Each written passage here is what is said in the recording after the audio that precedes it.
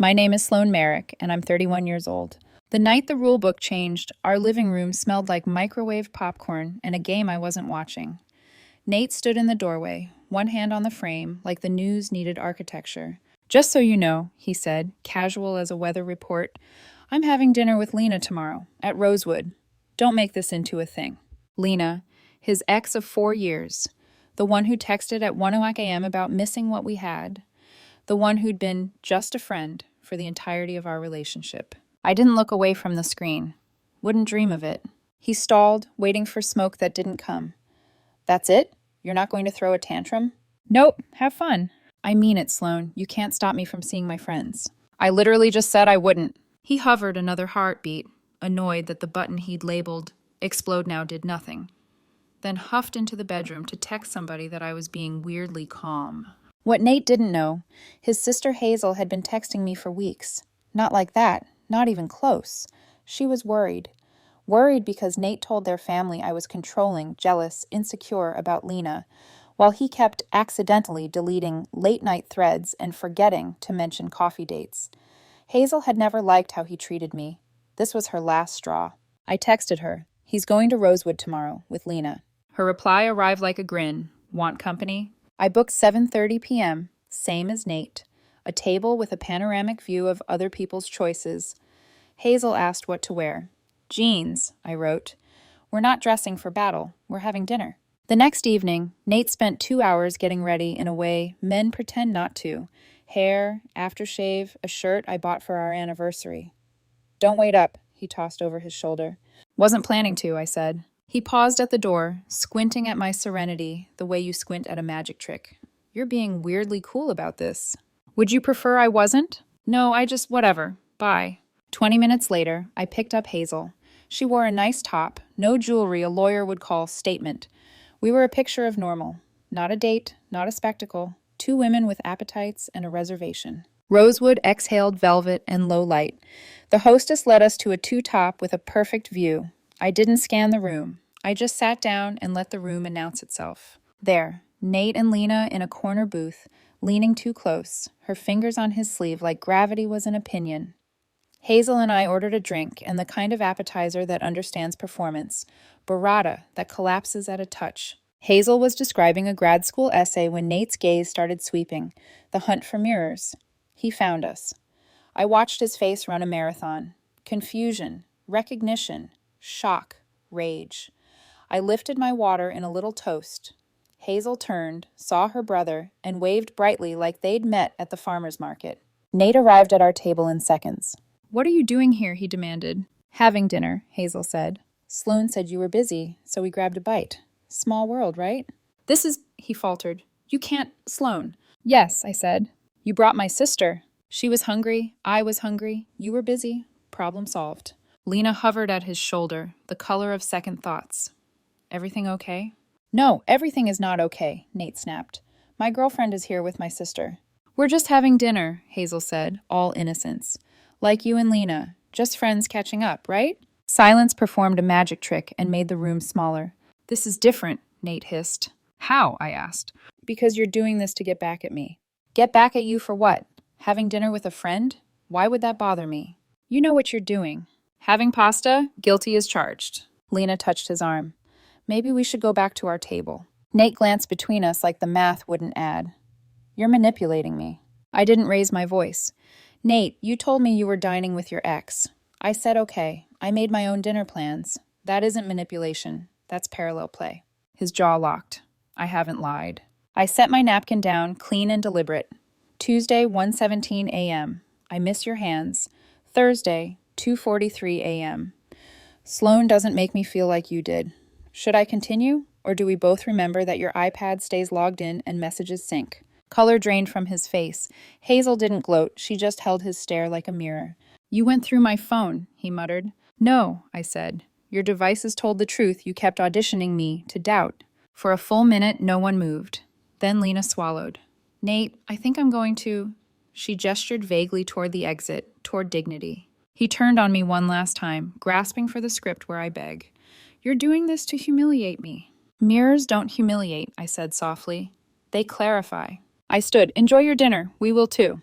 Back at our table, Hazel and I talked about movies, her applications, my project deadline. We split the bill. Across the room, Nate tried to get the check early while pretending he wasn't. When he passed our table on the way out, he didn't look at me. That was new. He'd always loved an audience. Outside, the night air smelled like rain rehearsing. Hazel exhaled. You know he's going to lose his mind about this. Probably, I said. Good. She smiled without joy. He's had it coming for years. I unlocked my car, and just before we got in, I checked my phone. A notification blinked. iPad. Messages signed out on another device. The storm, I realized, hadn't passed. It had merely found its stage. By the time I got home from Rosewood, the apartment had rearranged itself into a stage. A single lamp on, couch angled toward the door like an accusation, the air too tidy. Nate sat in the dark, elbows on knees, a man auditioning for the role of wronged. We need to talk, he said. Sure. I flicked on the light, took my shoes off like we still had manners, and poured a glass of water I didn't want. What you did was unforgivable. Having dinner? Don't play dumb, Sloan. You humiliated me, in public. How? I asked, calm as filing. By existing in the same restaurant you chose? He stood and began pacing the narrow rug, wearing a groove into it with old grievances. You turned my own sister against me. Hazel made her own choice, just like you did when you booked dinner with your ex. That's different. You keep saying that, you haven't explained how. Because Lena and I have history. We're friends. Cool. Hazel and I are friends now, too. The word friends hit him like a glass door he hadn't seen. He wanted me to scream so he could point at my volume and call it proof. I sipped my water. He threw a coaster. It sailed 3 feet wide and landed like a bad metaphor. I want you out, he said. This is my lease, I said, and watched the idea land. Consequences in a font he couldn't resize. Then I'll leave. Okay. He stared as if the word should have sprouted thorns. You're really going to let me walk out? You just said you were leaving, I said. I'm respecting your decision. He packed angry. Everyone packs angry the same way. Too fast. Wrong things. Righteous zippers. The door rattled when he slammed it. 15 minutes later, it rattled again. Forgot my charger, he muttered, not meeting my eyes. Kitchen. Right drawer, I said. He left with a cord and no apology. The quiet afterward had a pulse. At 2:03 a.m., the first text arrived. By 2:11, there were 19. They braided into one chorus. I'm sorry. You're a monster. We can fix this. I hope you rot. Call me. Please. You never loved me. You're cold. Come outside. I'm downstairs. Pick up, pick up, pick up. I put my phone face down and slept like someone who had hired a lifeguard for her own heart. Morning opened with a number I recognized out of obligation. Patricia. If worry had a ringtone, it would sound like her voice at 7:06 a.m. Sloan, she said without hello, what did you do to that poor boy? Hi, Patricia. I rubbed the sleep out of my eyes. Nate was having dinner with his ex. I had dinner with Hazel. Silence, then static that might have been outrage reloading. He told me you're emotionally cheating with his sister. Hazel and I ate burrata and talked about grad school essays, I said. If that's cheating, then dairy is a gateway drug. Patricia inhaled, exhaled. Nate said you're controlling, jealous. You embarrassed him on purpose. Patricia, your son has been meeting Lena behind my back and deleting messages he forgot would still sync. He's been telling you I'm insecure so he can keep the narrative when facts arrive. I don't appreciate your tone. I don't appreciate being cast as a villain in a play he produced. She hung up. 10 minutes later, Hazel sent me a voice memo. Mom called me 5 minutes after you, she said, bright with righteous amusement. I told her this is a one-party consent state. I recorded. Do you want the part where she says, if having boundaries makes Sloan controlling, maybe she needs to date someone spineless? Because I do think that was my favorite cell phone. Save it, I texted back, and we might need it. Nate, deprived of an audience at home, went hunting for a bigger one. At 10:22 a.m., the front desk called my extension. There's a man here with coffee and donuts, the receptionist said, an apology tucked inside her consonants. He says he's your partner and you're having a rough time. I caught my reflection in the conference room glass. Tired, composed, woman-shaped caution tape. Send him away. By the time I reached the lobby, Nate stood there in empathy posture, voice pitched for maximum lobby acoustics. I just want to make sure Sloane's okay, he told Jerome, my boss, with a sincerity he'd borrowed. She's been struggling. I'm worried for her mental health. Jerome's gaze flicked to me. I handed him my phone, screenshots, timestamps, the synced messages that refused to lie down. His face moved through concern to annoyance to stone. Mr. Hollis, Jerome said, voice clipped, you need to leave, now. I'm trying to help. She needs you to respect her workplace security. There's a special silence when a performance ends without applause. He departed with the pastries. I kept working, hands steady on a keyboard that had seen worse. At lunch, my phone buzzed with a message from Lena I didn't expect. He told me you two were basically done, she wrote. That you were fine with non-monogamy as long as it's discreet. I'm sorry. I believed him because I wanted to. For what it's worth, I'm out. I typed, deleted, typed again. Thank you for the message. Please stop contacting him, for both our sakes. The universe, which loves an encore, wasn't finished. At 3:18 p.m., Hazel texted, heads up. Nate's trying to get me uninvited from Dad's 60th on Saturday. Says I'm poisoning the family. You going, I asked? Oh, I'm going, she wrote. And I'm bringing a flash drive. I pictured a living room full of balloons, a sheet cake, the way family history looks under overhead lighting. I pictured Nate with a microphone he didn't deserve and Hazel with receipts. I pictured Patricia walking a tightrope over a canyon she refused to see. The image was so crisp it felt like memory arriving early. That night, I found Nate's spare key on the dresser, the one he forgot to take in the fury of packing wrong. I put it in an envelope and slid it through his mail slot. My note said 3 words, please keep boundaries. At midnight, a final text. You think you've won? You haven't. Families pick sides. I typed back. They do. Eventually, they pick the truth. Saturday waited like a held breath. Saturday arrived dressed like peace, but humming like war. Clouds idled above the neighborhood. The air smelled like vanilla cake and denial. Robert's 60th birthday was supposed to be a family celebration, not an intervention. But everyone knew something was coming. Hazel texted me from her car outside their house. He's here already, wearing a suit. That always means trouble. Stay calm, I replied. Record everything. Already rolling, she sent back with a winking emoji. I didn't plan to go, but Patricia had insisted on keeping things civil. The invitation had come half-heartedly, the way you invite peace, hoping it'll decline. So I went. Inside, the house glowed with polite festivity. Silver balloons, catered finger food, a hired guitarist playing songs about love that none of them felt. Nate was already working the room, doing his version of damage control. He was charm in a tailored jacket, all apologies with edges. Hazel caught my eye from across the table, gave a tiny nod. Ready. At 2:14 p.m., Robert tapped a fork against his glass. Family means we endure, he began, smiling the kind of smile that knows too much. He was mid-toast when Nate's voice cut through the laughter. I need to say something, he said, grabbing the microphone from the stand. I can't sit here and pretend everything's fine. Patricia froze. Hazel whispered, here we go. Nate's tone turned tragic. I've been betrayed. By people I trusted most. By my girlfriend and... He looked directly at Hazel. By my own sister. The room fell still. Someone dropped a fork. Hazel blinked. Excuse me? You heard me, Nate said, voice shaking like he wanted it to sound brave. She's been having an emotional affair with Sloane behind my back. Gasps scattered like confetti. Patricia clutched her pearls. Literal pearls. Nathaniel, she hissed. Hazel stood up slowly. Are you done? No, Nate said, pacing now. You've been conspiring against me. Lying to Mom. Turning her against me. Siding with someone who humiliated me in public. Hazel didn't yell. She just lifted her chin. You mean the woman you cheated on? He flinched. That's not... Let's clarify something, she interrupted, pulling a small flash drive from her pocket. You want to talk about betrayal? Let's do that with evidence. She plugged it into the Bluetooth speaker Robert used for speeches. The room filled with Nate's own voice. A recording he'd sent a friend weeks earlier.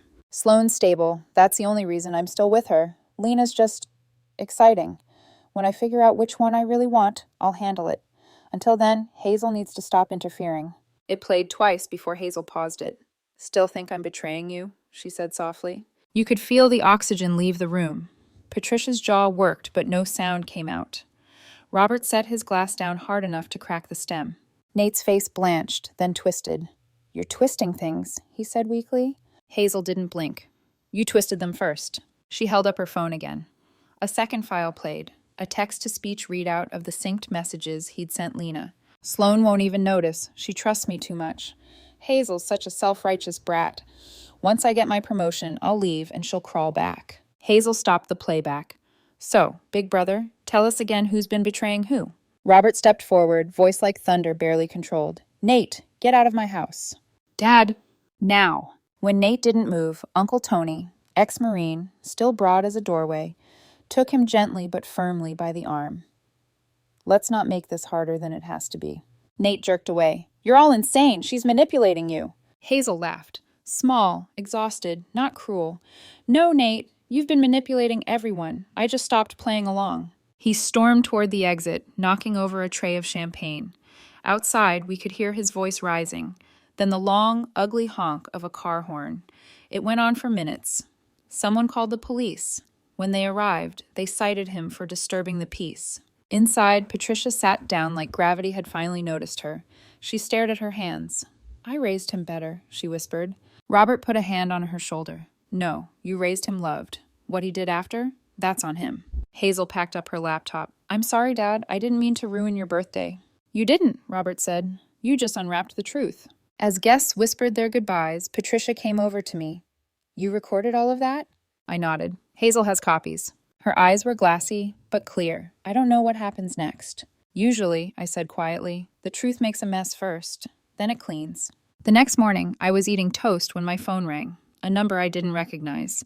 This is Diana from Everest Boutique. You're listed as an emergency contact for Nate Hollis? My stomach tightened. Why? There's been some irregularities. Do you happen to know if he had access to your credit card? I closed my eyes. He did, once, for work emergencies. Why? Well, Diana said, her voice careful but edged with disbelief. Our company card shows almost $4,000 in personal charges, designer clothes, restaurants, even a weekend at the Greenway Hotel that he called a marketing conference. He was reimbursing it with another card under your name. My emergency card, I said flatly. Looks that way. I'm sorry, but we filed a report. He's being terminated today. When the call ended, I sat for a long time staring at the toast cooling on my plate.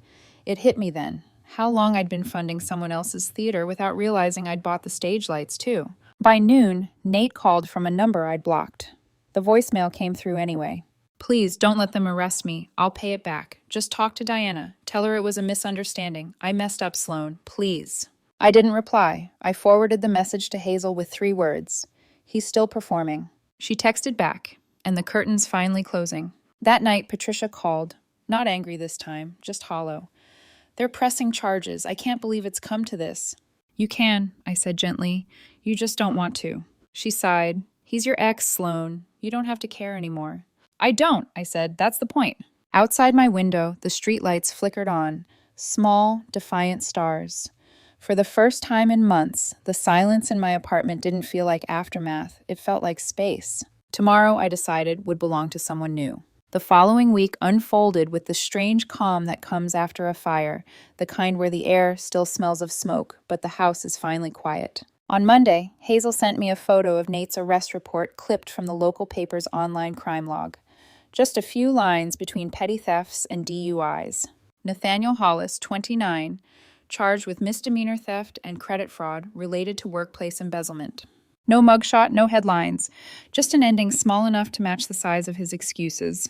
By Wednesday, he'd left me one last voicemail. Sloane, please. I lost everything. My job, my family, my place. I can't eat. I can't sleep. I know you think I'm a monster, but I swear I didn't mean... The message cut off there, like even his phone had stopped believing him. I deleted it, not out of spite, but mercy. Some ghosts don't deserve an audience. Patricia called the next evening. Her voice trembled like she was reading an apology written by someone else. I told him he can't stay here, she said. Robert agreed. He's moving in with my sister for a while. Maybe that'll make him think. Maybe, I said softly.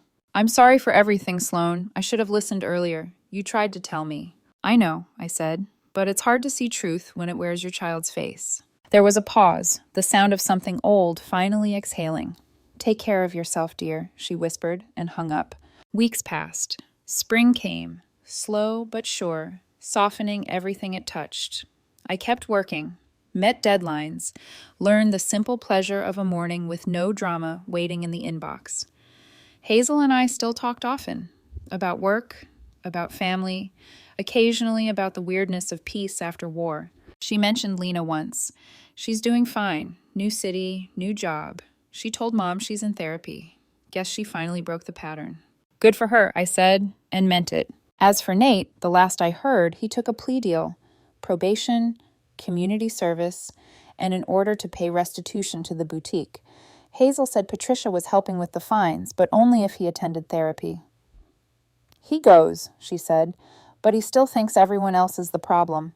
I didn't need to know more. 2 months later, Hazel convinced me to join her and a few friends for dinner. The restaurant she picked? Rosewood. Full circle, she joked when we pulled into the parking lot. The hostess led us to a different corner. New lighting, same low hum of laughter and clinking glass. Halfway through appetizers, Hazel nudged me. He's not here, if that's what you're thinking. I wasn't, I said, then smiled. Not really. Midway through dessert, one of Hazel's friends, Felix, leaned across the table and asked, So, how do you two know each other? Hazel grinned. Family trauma. It's a long story. Felix laughed. Those make the best friendships. Later, outside, as we waited for the valet, Felix turned to me. Would you want to grab coffee sometime? My treat, unless you'd rather split it. Split it, I said, smiling. Always. He nodded like that answer meant something deeper. Maybe it did. That night, I walked into my apartment, turned on the lights, and paused. The same walls, the same couch, but different air, lighter. Like the space had been rewired for honesty.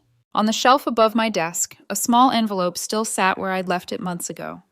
Inside were the printed screenshots, timestamps, messages, the evidence that once kept me safe. I took it down, looked through them one last time, then slid them into the shredder. Not because I forgave him, because I no longer needed proof. Before bed, I opened my journal, the one Hazel had given me after the trial. On the first page, she'd written, Mirrors don't humiliate, they clarify. I added a new line beneath it. Boundaries aren't punishment, they're protection. Then I closed it, turned off the light, and let the quiet hold me. A month later, a postcard arrived. No return address, just a beach photo with a single line scrawled on the back. I hope you're happy. I smiled, set it face down on the counter, and whispered to the empty room, I am. The kettle clicked on, the city breathed outside my window, and for the first time in years, I didn't feel like a supporting character in someone else's chaos. I was finally the author,